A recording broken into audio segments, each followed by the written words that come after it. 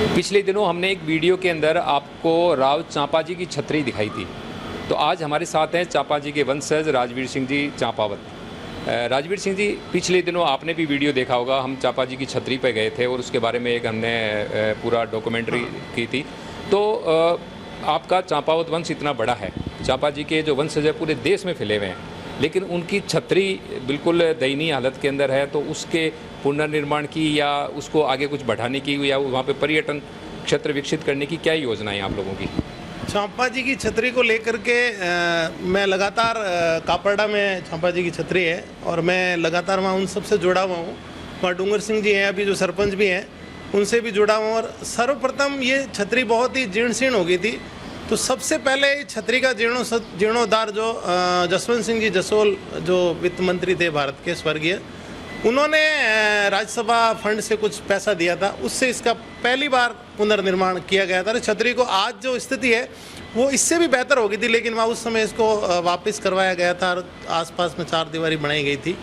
उसके बाद में अभी हमने अलग से सारे एक चांपावत प्रतिनिधि सभा बनाई है और उसमें हमारे पास काफ़ी फंड भी आ गया। इस बार हमने सब लोगों ने मिल कर के तय किया कि यहाँ एक बहुत ही अश्व प्रतिमा लगा करके चांपा जी की, और इस कापरडा तालाब पे चांपा जी की बहुत ही बड़ी घोड़े पे एक प्रतिमा लगाने का हमारा प्लान है। और ये हमारे रणसी गांव जो सवाई सिंह जी हैं, सरपंच हैं हमारे भाई, उनके नेतृत्व में हमने ये पूरा दारोमदार उनको दिया, क्योंकि वो वहाँ लोकल है तो वो उसकी देख रेख करेंगे। और हमने काफ़ी बड़े रूप में इसका जल्दी हम, ये कोरोना आ गया वरना हमारा अभी तक काफ़ी कुछ काम हो जाता, लेकिन आने वाले टाइम में वहाँ एक बहुत बड़ा अश्व प्रतिमा चांपा जी की लगने वाली है। तो आप क्या समझते हैं कि जो वहाँ पे चांपा जी की छतरी के बाहर जो तालाब और उसका जो प्राकृतिक दृश्य है, तो क्या वो एक टूरिज्म पॉइंट के तौर पर डेवलप करेंगे आप?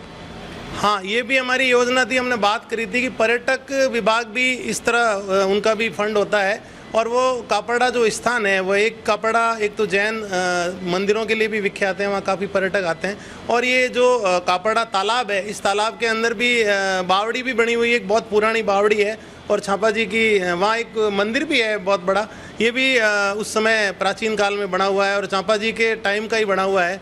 तो हम इस पूरे तालाब को ही, जैसा कि हमारे पंचायत में सरपंच है डूंगर सिंह जी, तो एक योजनाबद्ध तरीके से एक पर्यटक स्थल विकसित हो, और सरकार से भी हम उसमें कुछ डेवलपमेंट के लिए प्लान करके, और ये हमारा पूरा प्रयास है कि हम उसको एक बहुत ही अच्छा पर्यटक स्थल, जोधपुर से जो भी जयपुर की तरफ उस चले तो उसको पर्यटक स्थल के रूप में विख्यात हो।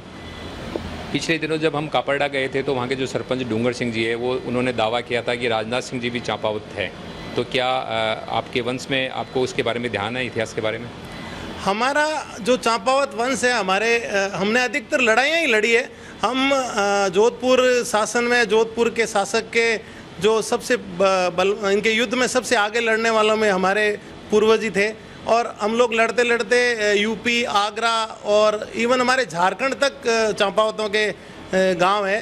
तो डूंगर सिंह जी काफ़ी सोच समझ के ये बात बताई कि राजनाथ सिंह जी, मुझे इतना व्यक्तिगत ध्यान नहीं है राजनाथ सिंह जी, लेकिन मुझे इतना पता है कि यूपी में, झारखंड में एक सीपी सिंह जी हैं जो वहाँ के विधानसभा अध्यक्ष थे, उनसे एक बार बात हुई थी, उन्होंने बताया था हम चंपावत हैं, यहीं से गए हुए हैं। तो इस तरह पूरे भारतवर्ष में चांपावत युद्ध करते करते उनके जहाँ जहाँ गए वहीं कुछ गांव बस गए। तो ये हम प्रयास कर रहे हैं कि हमारे सारे चांपावतों का एक बार हम चिन्हित करके और पता करेंगे हम पूरे भारतवर्ष में कहाँ कहाँ हैं। तो आप थे राजवीर सिंह जी चांपावत।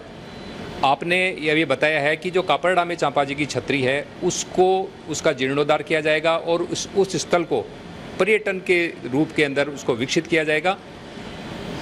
तो जुड़े रहे हमारे साथ, हम फिर इसी तरह की कोई नई जानकारी लेकर के आपके सामने प्रस्तुत होंगे। धन्यवाद।